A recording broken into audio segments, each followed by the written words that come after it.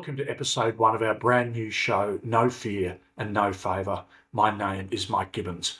We live in a world where the media we rely on is more compromised than ever before, and an untrustworthy media directly hurts our ability to make informed decisions, such as who should I trust, who should I vote for.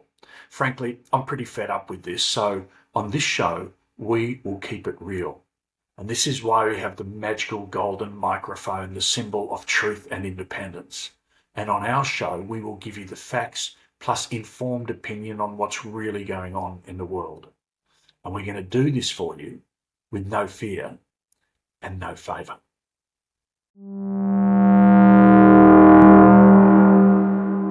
Welcome everyone, episode 1 of No Fear, No Favour. I'm delighted to introduce my co-host, Adam Jacoby. I think it's time we started talking about fascism. It's been the key word in the States in the last few weeks. It's been bandied around a lot. I suspect a lot of people don't fully understand what it means, because you bring up fascism and somebody says, is that like Nazism? Is it like authoritarianism? I want to throw to you, give me a rundown of how we should look at fascism. What does it actually mean? And then we're going to talk about that in relation to Trump. Yeah, look, from my position on this, and I fully accept that others won't agree with me, but I actually think this is a fairly black and white conversation.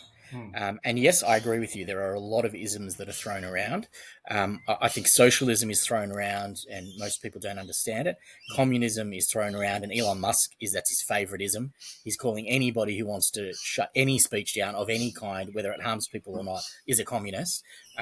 Just reinforces and validates my position that Elon Musk might be very good at some forms of technology, but he does not understand politics, nor does he understand political philosophy. And the most frightening thing is he has the money to do what he wants and he doesn't understand it, but he'll do it anyway. A little bit like Trump. Oh, look, I gave a significant speech at the International Conference on Thinking about exactly this. So I believe me, I am no Musk fan. However, I also do need to say that being a genius and being socially and morally concerning are not mutually exclusive. Yeah. So, I think he is an exceptional businessman who has done things, and SpaceX is probably for me a greater example even than Tesla or any of the other things. Although his role in PayPal is significant, I think digitizing currency and payments had a huge implication for the world. And I think what SpaceX is doing, and I'm hearing this from people in the space community, is stuff that NASA has not been able to do for decades and they've been trying. So I think you have to give him some credit there. But I agree. I think he's a Bond villain at this point. I think he's exceptionally dangerous. Yeah. He's the world's largest self-proclaimed free speech absolutist and libertarian, and those are the exact things we need to be fighting against in a society that is meant to be bringing people together and not tearing them apart. Any political ideology like libertarianism that basically says it's about me and it's not about we, and it's my rights and my freedoms and it doesn't matter what happens to you, is the exact opposite of where we should be going. I couldn't agree more. And if we tie that back into fascism, then how do we look at fascism then? Because Elon Musk is an important part of this in terms of free speech, in terms of media coverage, in terms of backing a particular ideology. How do we approach this? I guess the best one is to go to the Lawrence Britt study. So this is a few decades old now, and the study basically looked at a whole variety of dictators and authoritarians. So the ones that you would expect. So Suharto and Hitler and Mussolini and Pinochet and Franco. The best examples of dictatorships that we've had in the last 100-odd years. And what they were able to identify in this research study is that there are effectively 14 characteristics that are shared amongst those dictatorial regimes, those fascist regimes. And if you look, and this is why I don't think this is a grey area of conversation. I don't think is Trump a fascist? He's categorically a fascist based upon these 14 criteria. So if you look at what some of those criteria are, first and foremost is powerful and continuing nationalism. That is all about make America great again. It's all about, every other country is going to have to pay their own way because this is about protecting America and America first, and disparaging marks about all sorts of other nations and shithole states and all that sort of stuff. We can confirm that he's definitely number one. But it's symbols as well, isn't it? The symbols of nationalism. The flags and all the rest of it. Yeah, absolutely. There's the disdain for human rights. I don't need to get into that. We know this around abortion, around asylum seeker rights, around reproductive rights of women, racism, on it goes. We can confirm that he's got that. Identification of enemies as a unifying cause. This is what I find the most fascinating, right? Because that is almost Trump's MO. That is how he operates. He will find a scapegoat and he will find an enemy in every opportunity. And that is the third criteria of fascists. They will find enemies as a unifying cause for everybody else. And The force, scapegoats, aren't they? yeah, that's exactly right. Scapegoating. Yeah. Supremacy of the military, so calling in the military against race protesters. He's got military parades. The statement about McCain about I prefer my heroes that don't get caught. There's this whole military myth thing that he does. I took a couple of notes down about from when he first came down the escalator. It was about Mexicans, if you remember. Mexican rapists. Yep. Yeah, and some of them I assume are good people, whatever the hell that means. There's the gangs, of course. Remember, there was the caravan coming over, which was complete bullshit as well. Then there was now there's the Puerto Ricans. Yes, the Puerto Ricans. There was the Muslim ban before. Yep. And then Africa's a shithole. Crooked judges. Don't forget the crooked judges. Well, let's unify against them as well. Outside of that, it's actually targeting liberals and Democrats as well, and just saying, if I get back into power, I'm going to be someone of retribution. I'm actually going to punish you guys for what you've done. Absolutely frightening. It is. And those other dictators that Brit studied, that is exactly what they did. They went after their enemies or their perceived enemies. Absolutely. And that introduces that other part too, is right side of politics, the media and GOP especially, are always saying if you bring up Hitler, you've lost an argument. But there's one thing that Americans need to understand. Trump is playing by the fascist, by the Hitler playbook. Yeah, look, you can't draw equivalency between the two, but I think the point that you're making is right, that when Hitler took over Germany and he became the leader, he hadn't killed anybody at that point. So nobody knew what he was capable of. What we're seeing, again, the same patterns of behaviour that we saw with Mussolini, that we saw with Franco, that we saw with Pinochet, we saw with Suharto. We're seeing the same patterns, and we know where they eventually lead when that power goes unchecked. When you can control the media, when you can control the courts, when you don't listen to experts, when you find and scapegoat minorities, that's where it goes, because nobody is controlling the power that you have. That's exactly what he's trying to do. We know he wants to control the media. We've already seen him stack the Supreme Court. We've said he's going to be going. He's already said he's going after other judges. He's going after the Democratic Party. Yeah. He wants to put Musk in control of effectively what will be the propaganda unit. So it's straight. You're right. It's straight out of the playbook. What we don't know is what the end result is. So the question is, can you, knowing what we know, can you stop him now? Can you stop it from happening before it happens, rather than having to get to the point, which nobody wants, of going, we told you so. We told you this is what he was going to be like. Yeah. Nobody listened to us, right? But it gets worse, because we've only touched on the first four. Exactly. The fifth one is the doozy. The fifth one is rampant sexism. Yeah. Epstein, multiple sexual assault lawsuits, convicted for rape in a civil case. Stormy Daniels, grab him by the pussy. This guy is the walking number 5 on the hit list of fascism. But remember, too, he will be a protector of women, he now says, whether they want it like or not. It is frightening, isn't it? It's unbelievable. The interesting thing about him, too, which I think to be a real authoritarian, is to actually have almost zero EQ and not really be concerned about how that might damage or hurt other people. So I think that's right. But what I will say, having worked with celebrities for a long time in my career, is that when you live inside a bubble where everybody that you see and come across loves you, and you don't have a lot of filters saying, maybe that's not a good idea, or maybe you shouldn't do that, it reinforces this idea that you're just loved, because you don't see the opposite really anywhere. Now, he does see the opposite, and he knows that people don't like him and, in fact, hate him. However, he does live inside that echo chamber all day long, every minute of every day. That's how he thinks. And just remember, too, he created this bubble, and his father created this bubble, and then Roy Cohn came in and reinforced that bubble by telling him, whatever you do in your business career, just lie, but never admit to wrong, and just always fight for yourself. It doesn't matter about anyone else. Yeah, so like that. So I agree. I think he was groomed to be the psychological beast that he is. But I don't blame those people, actually. I blame Rupert Murdoch. Yeah, Because Rupert Murdoch's Fox News could have ended it a long time ago, yeah, and they didn't. And they decided he was a useful idiot who would push through all of the things that their conservative base wanted. Because at the end of the day, he will say anything for a vote. He does not care. yeah, And so he doesn't believe in anything, and so he'll do anything, right? So they recognized that, and Rupert had what he always wanted: complete control of the superpower. That's what he's yeah, always wanted. He's controlled the Australian yeah, political landscape for a long time, but who cares? We're irrelevant in the scheme of things. He mm, controlled the British for a while, doesn't anymore. yeah, And so he was like, well, what's the grand prize? The gold bullion at the end is the US presidency. Couldn't control anybody else. yeah. Started on his way with Bush, but he found the perfect useful idiot in Trump. Yeah, and you know what? Just speaking about Fox News and Murdoch, but the remarkable thing about Murdoch is they lost the Dominion court case and settled for almost 800 million US dollars. If you look at Fox News now, and I'm a regular watcher, I love Yep. watching this stuff because it Yep. astounds me.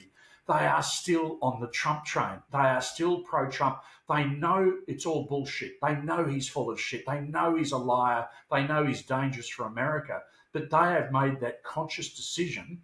We're still backing him because it's money in our pockets. Well, A, it's money in their pockets. B, the alternative for them commercially was if they did move away and they started to, Newsmax was ready to move into that space, and he Yep. started his own social media network because he didn't think he was getting enough support from Fox. So Yeah. they had to double down, or that money was going to go somewhere else. That's the Yeah. first thing.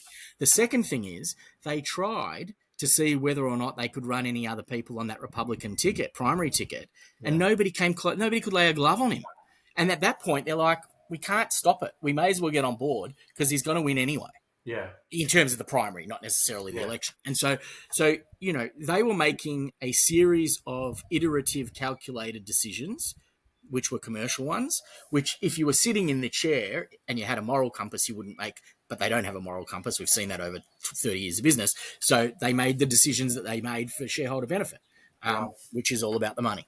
Yeah, but I'll tell you one thing: the shareholders won't be too happy because that Smartmatic case, which is set to dwarf the Dominion case, they could be burnt terribly when the result of that. Yeah, I actually think the cynic in me looks at the current state of affairs, and if I were worried about anything, if I were a Fox shareholder or board member, the thing that I would be worried about is Trump complaining about Fox doesn't support, and Elon will say, "Well, I'll fund a new media network just for you." Yeah, I think that could happen. I could see. I think it will happen. As you mentioned as well, it's sort of already happened with Truth Social, which is the most ironic name for a business I've ever seen. Is yeah, I've built a platform where I can just run out all of my lies, and I'm going to call it truth. Yeah, It's beautiful, isn't it? Moving on to other aspects, is the paternalism, is the nepotism of your friends and family when you're in government. That you bring in yep, the people that you know will be yep. loyal to you. Number 13, rampant cronyism and corruption. Yeah, Absolutely, we've seen it multiple lawsuits. You got kids and friends who have been given plum jobs.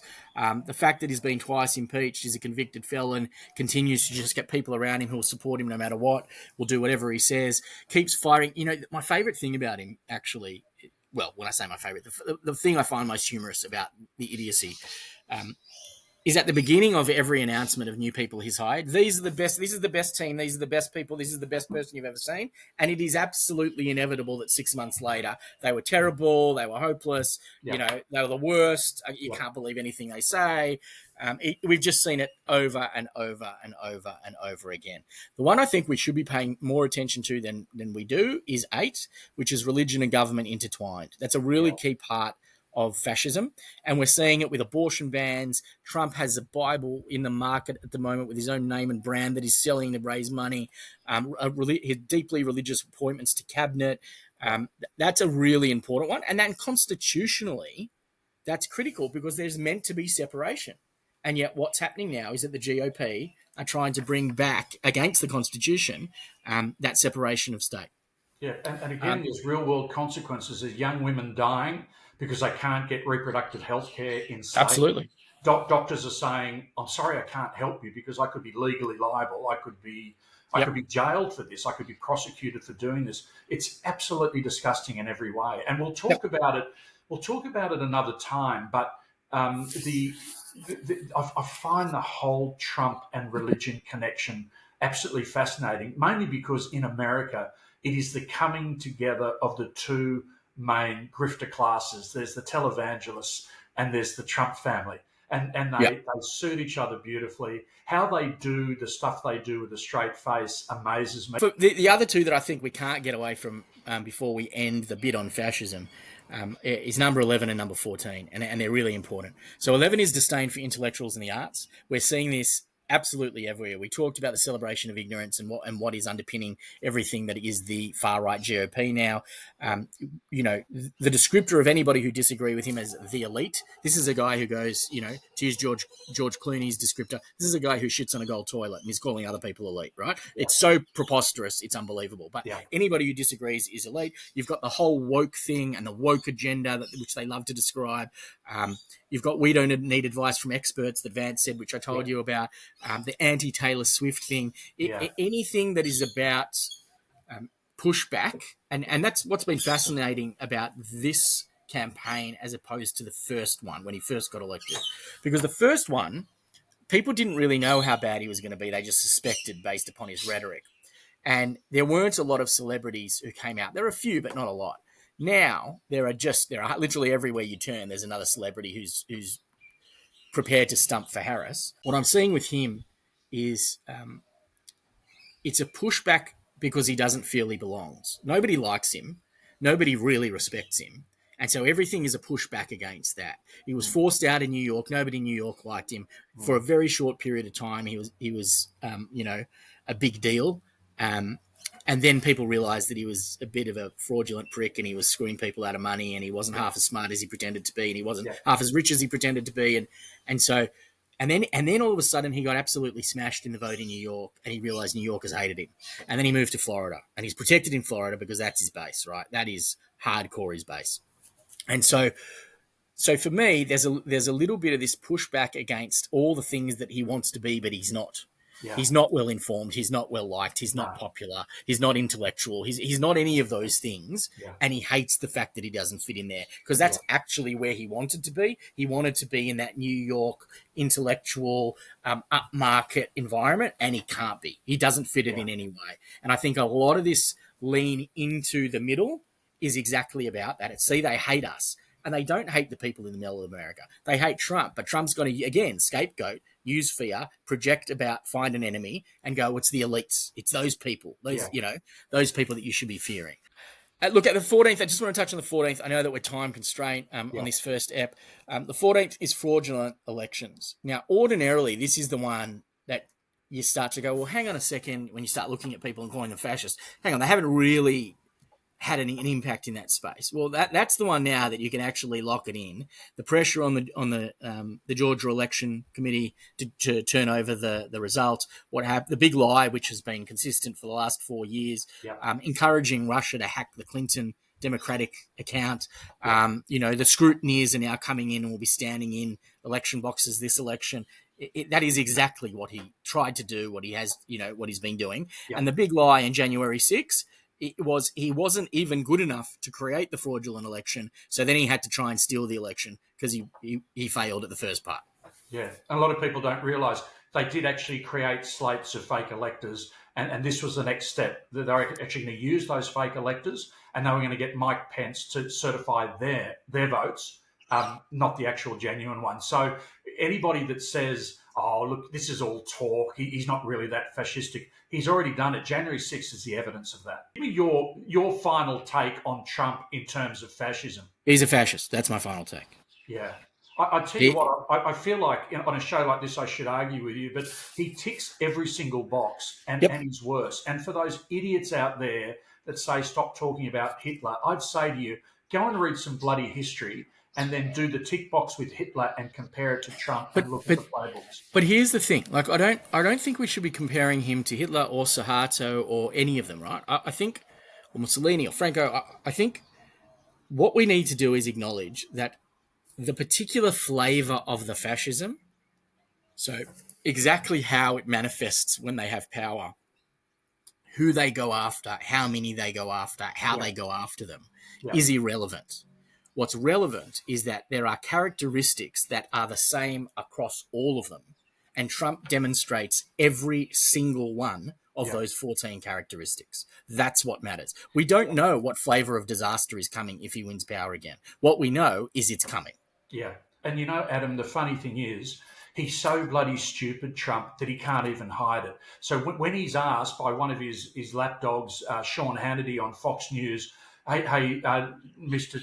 President, you mentioned something about being a dictator on day one, and gave him an opportunity to wave it back. The idiot goes, yeah, I'll be a dictator, but only on day one. And it's like, even his lapdogs can't protect him from his own stupidity. Yeah. Yeah. You're not going to get an argument from me. We're going to wrap up the show, a couple of minutes to go, but there's just one comment I want to make about Trump, and then I want to get your feedback, and then we'll wrap up the episode. Trump's biggest passion is lots of people adoring him and cheering for him. So remember this, when he started his presidency in 2017, he kept his rallies going. A lot of preparation to do all that, but he was doing endless golfing time as well as the rallies. Where was the work being put into America? Because there's no time for this ego stuff. That's why he was unprepared for COVID. And I think, as we mentioned, cost tens, if not hundreds of thousands of lives. He wants people to look up to him, to worship him like military parades. He's about as shallow and lazy as an individual you'd ever get. So let's be clear. He wants to be president because of the position and the praise. He can make his legal problems go away, and he can enrich himself again like he did in his first presidency. So nothing about this helps America or their people. This is what his supporters, these poor buggers, don't understand. The presidency is all about one man. It always was, always will be, always about him. And that, to me, is a disaster for America. What do you reckon? Couldn't agree more. Let's wrap up this first episode of No Fear. No favour. Yeah, it's a beautiful name, isn't it? The next show we're going to do, there's so much that we need to cover, but it'll be next week, and it'll be a post-election coverage. It's going to be pretty exciting of what happened. But mate, thanks. Great to have you on the show, and we look forward to catching up next week. Love being here. Thanks, Mike.